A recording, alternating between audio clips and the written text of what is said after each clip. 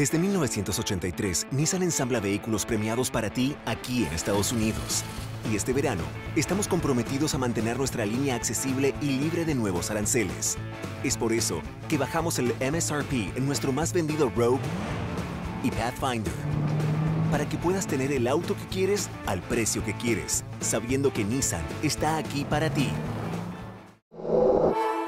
Por tiempo limitado hasta agotar existencias, ensamblados con partes importadas y de Estados Unidos. Bienvenidos. Esto es Chayo Contigo. Comenzamos. Fíjense que cuando ya dijimos, ¿qué hacemos ahora con lo que ya hicimos mal? ¿No? Ya mi hijo no me obedece, ya mi hijo deja regados sus juguetes en el cuarto. ¿Qué hacemos? Miren, la gran ventaja de la educación es que todos, incluso los adultos, todos somos modificables. Y aunque podemos hacerlo bien desde el principio y pues no lo acabamos haciendo, y eso va a complicar después romper un mal hábito, la realidad es que algo que hicimos bien o que venimos haciendo bien, también lo podemos enchocar. Pero algo que de principio no hicimos bien porque toleramos los 5 minutos, porque yo empecé a recogerle sus juguetes, porque yo lo hice más rápido y entonces se lo dejé pasar, también es probable que eso se haga un hábito. Y eso, fíjense que aquí viene lo interesante. Y es bien importante tomarlo en consideración. Toda conducta se repite. Todo se hace hábito. Lo importante es que yo entienda muy bien si fue un buen hábito o fue un mal hábito. Cuando decimos mi hijo desobedece, es desobediente, es porque mi hijo hizo el hábito de desobedecer. Entonces, si toda conducta se va a volver hábito, ¿por qué no hacerla hacia el buen hábito? ¿Qué nos va a pasar? Nos va a costar un poquito de trabajo romper esa repetición hacia el buen camino cuando ya se había acostumbrado a desobedecerte. Entonces vamos a tener que dedicar un tiempo a romper ese mal hábito. Y de eso se va a tratar este programa. Cuando queremos romper un mal hábito, tendríamos que pensar que vamos a encontrarnos con dos posibles situaciones que lo van a hacer difícil. Y es, la resistencia de tu hijo va a ser mayor porque ya está acostumbrado a funcionar de otra manera. Segundo, al principio, muchas veces, la reacción de tu hijo va a ir empeorando antes de mejorar. Todo lo que aprendió que le daba resultado, antes de modificarlo, lo va a intensificar. Si con llanto, por ejemplo, conseguía que lo atendieras y ahora ya no, va a llorar más fuerte o más tiempo. Es por esto que si tú tendías a complacerlo, con tal de que no llorara, ahora vas a tener que tolerar mucha más cantidad de llanto antes de que se dé cuenta de que por ahí, esta vez, ya no va a lograr nada. Miren, en el crecimiento de los hijos hay una gran lista de pendientes a educar. Y poco a poco se va a ir logrando ponerle palomita a lo que ya estableciste como hábito, sin la necesidad de que tú intervengas. Es decir, sin desgaste de tu parte. Así es que, como ya decía en el segmento anterior, ¿por qué, si educar bien trae por mucho más beneficios, tendemos a educar mal? Y es porque como papás se nos olvida que tenemos que ser bifocales. Cuando se da una situación específica, solo analizamos el momento y nos cuesta relacionar que el hecho de que sean flexibles por una vez, no va a pasar nada. Que 5 minutitos más, no va a pasar nada. Que qué más da si hoy lo dejamos hacer las cosas como le gusta.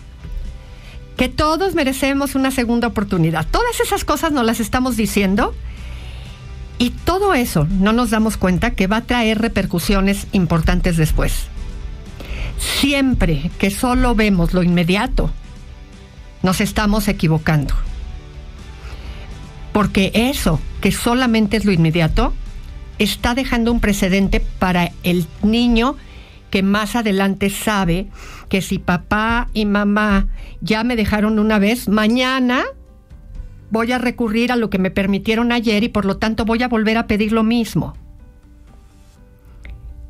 Su problema es que está lidiando con el malestar de ese momento. No vale la pena posponer un placer inmediato y poco duradero por un bienestar que va a ser más permanente y más productivo. Si te equivocas en el presente, por las consecuencias las vas a ver en el futuro, y muchas veces en un futuro no tan lejano. Algo que es muy importante para poder romper malos hábitos, y hay que tatuarse esto: la base de la obediencia es la credibilidad. Si tu hijo no te cree, no te va a obedecer. Todo lo que hablemos hoy son herramientas. Pero si tu hijo no te cree que lo que le dices va a pasar, que lo que le pides que haga de verdad es una prioridad para ti, no te va a obedecer. La obediencia es el hábito que se hace por algo que en un principio fue un acto de fe. Es decir, que tú le dijeras, si no te terminas la comida no hay postre, y siendo un acto de fe, y con el tiempo se corroboró gracias a su experiencia de vida. Es decir, que comprobó que no hubo postre al terminar de comer porque no se terminó la comida. Empieza como un acto de fe, pero termina como un hecho de credibilidad. Ahora, ¿qué lo hace difícil? Ya dijimos. 2 aspectos. Primero, que la resistencia de tu hijo va a ser mucho mayor porque su experiencia ya le había dicho que así no funcionaban las cosas. Funcionaban a su manera, haciendo las cosas como él o ella lo habían hecho al principio. Y segundo, que como está desconcertado porque no eran las cosas como tú decías, pues primero su reacción va a empeorar antes de mejorar. Ahora, ¿hay una mala noticia en esto? Sí.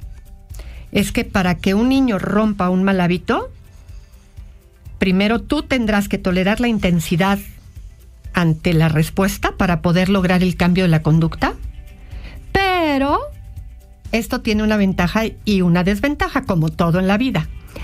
La desventaja es que al no haber hecho a tiempo el buen hábito tú como padre, la relación con tu hijo se desgastó y pasaron muchos momentos malos. Pero la ventaja es que no vas a tener que esperar meses o años para que tengan buenos hábitos, porque los chicos aprenden más rápido si te mantienes consistente.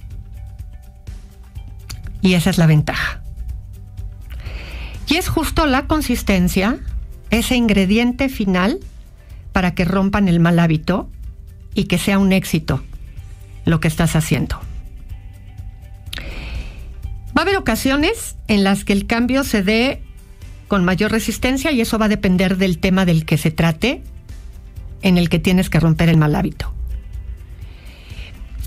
A veces va a ser más rápido. Incluso Los primeros hábitos van a costar más trabajo.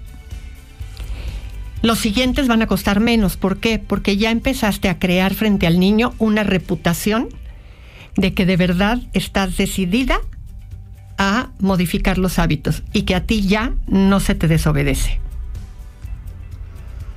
Así es que tu hijo dirá, híjole, ahora sí es de veras. En el primero hará mucha resistencia, pero en los siguientes ya sabe que ahora sí, como mamá o como papá, ya no estás dispuesto a dejarlo salirse con la suya. Ahora, ¿hay un proceso al romper el mal hábito? Sí, sí lo hay.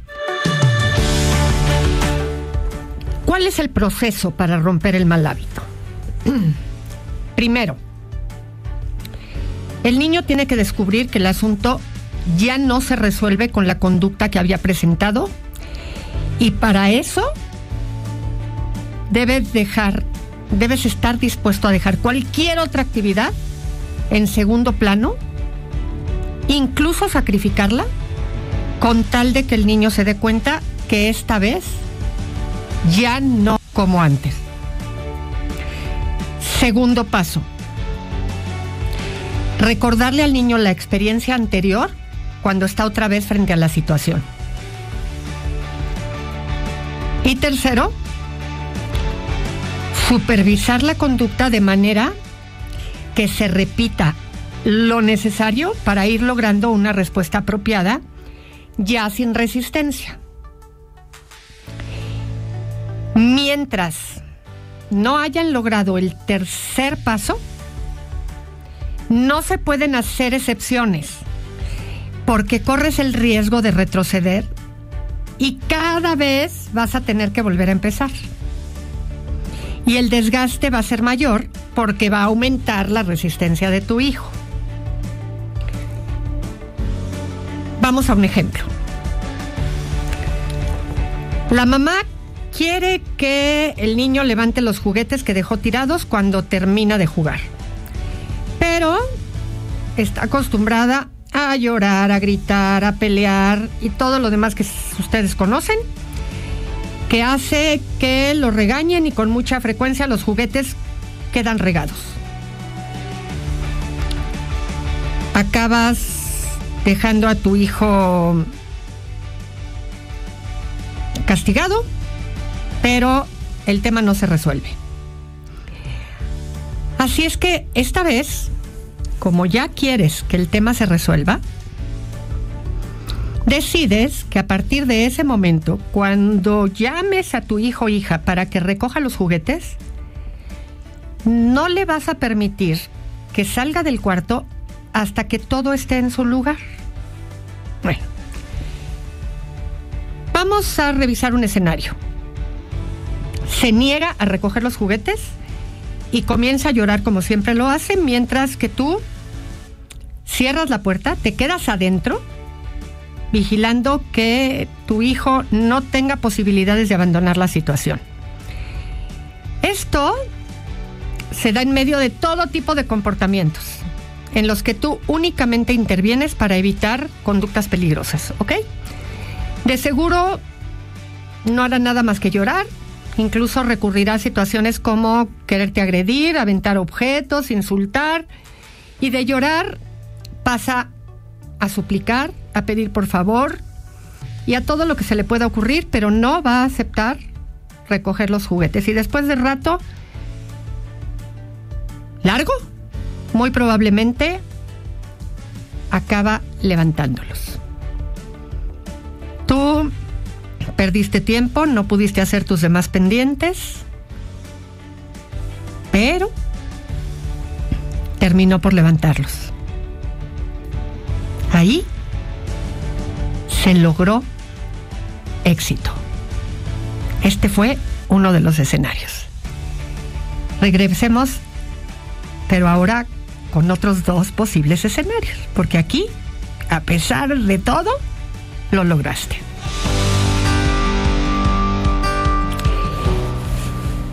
Escenario 1 ya dijimos, ¿no? Tu hijo, después de llorar y llorar y llorar porque dejó sus juguetes regados y tú te quedas ahí en el espacio, no lo dejas moverse del lugar hasta que los recoge. Bueno, escenario 2, pasa lo mismo, no lo dejas moverse del lugar, pero después de llorar, de suplicar, de todo, en lugar de recoger, se acaba quedando dormido, ¿no? Y no recogió. Y en el último escenario, se repite lo mismo, llora, solo que le lleva más tiempo de lo que tú como mamá o como papá pensaron, y se presentan situaciones como que tenías que llevar al otro hijo a alguna cita, o tienes que atender una llamada que te urge, o el drama continúa. Bueno, es altamente probable que tú pienses en el escenario en donde se quedó dormida o dormido tu hijo, y en el escenario en donde tu otro hijo necesita salir a algo y lo tienes que llevar, o que tú necesitas atender otra cosa que consideres urgente, que la situación no está dando resultado. Pero no es cierto. Lo único que eso nos dice es que el proceso va a requerir de otras intervenciones que son importantes de hacer para que termines logrando tu propósito, que es que tu hijo aprenda a recoger los juguetes que dejó tirados. En el escenario en donde se queda dormido, lo vas a dejar. Y solamente la primera vez vas a recoger los juguetes y vas a dar por terminada esa intervención. Ojo, pero no el proceso. Para esto, en el siguiente momento en el que corresponde tener que recoger los juguetes, le vas a decir algo como: es hora de recoger los juguetes que utilizaste. ¿Recuerdas lo que pasó ayer? Tú decides si quieres que se repita la misma situación o si lo haces bien. Si la situación se repite, haces lo mismo.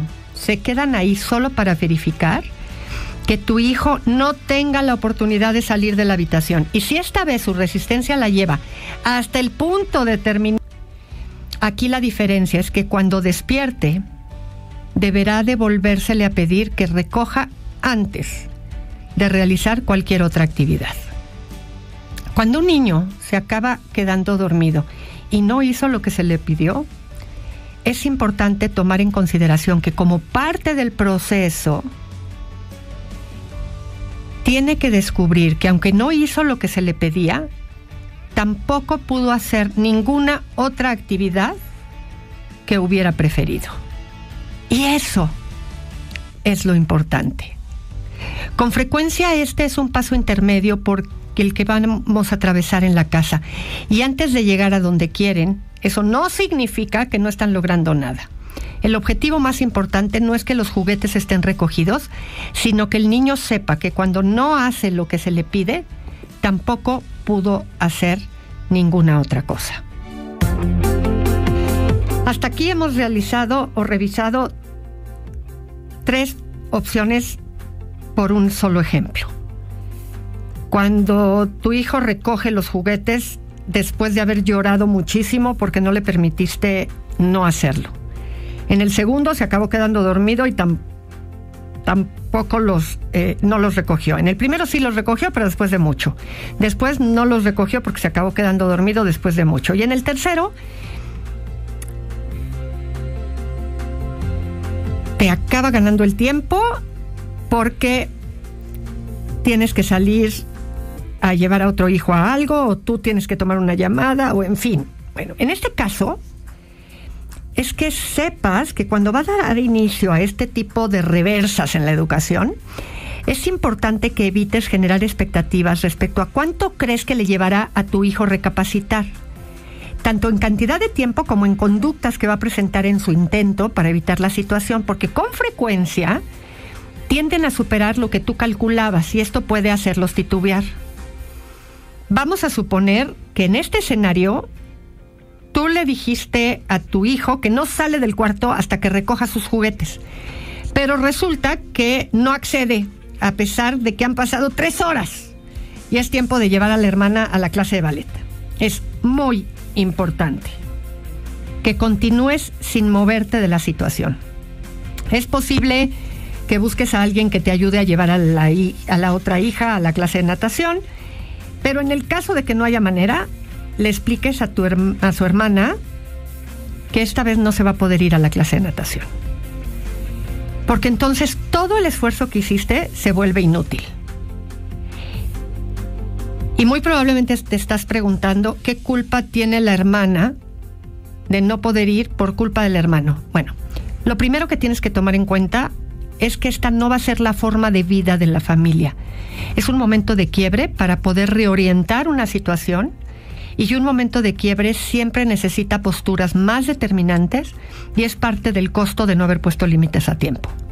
Por otra parte, estás mandando un mensaje que incluye a todos los miembros de la familia.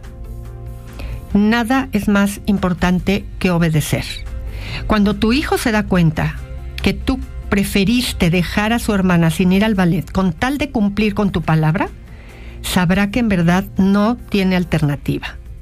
Y su hermana, por otro lado, aprenderá que cuando ella se encuentre en una situación semejante, no vale la pena resistirse, ya que en esta casa se obedece. En otro momento, tú podrás hablar con tu otra hija y explicarle por qué tomaste esa decisión. Cualquiera que sea el escenario que se presente, es importante que se entienda que hay que obedecer, y reorientaste todo lo que estaba pasando en favor de la obediencia. Se aprende que de ahora en adelante se obedece. Es bien importante que cuando estás adentro del cuarto estés en silencio, ¿ok? No estés diciéndole, ándale, mira, si te coges vas a salir, es que no llores, no vale la pena. Tienes que estar en absoluto silencio. Tu hijo ya sabe que están ahí porque lo que tiene que pasar es que tengas que obedecer. Por favor, que tengas que obedecer, porque la llave para salir de esa situación es recoger los juguetes. Que no se te olvide que estás en eso como consecuencia de tus actos por no haber logrado poner las consecuencias adecuadas en su debido tiempo. Y bueno, con esto llegamos al final del programa. Audiocentro.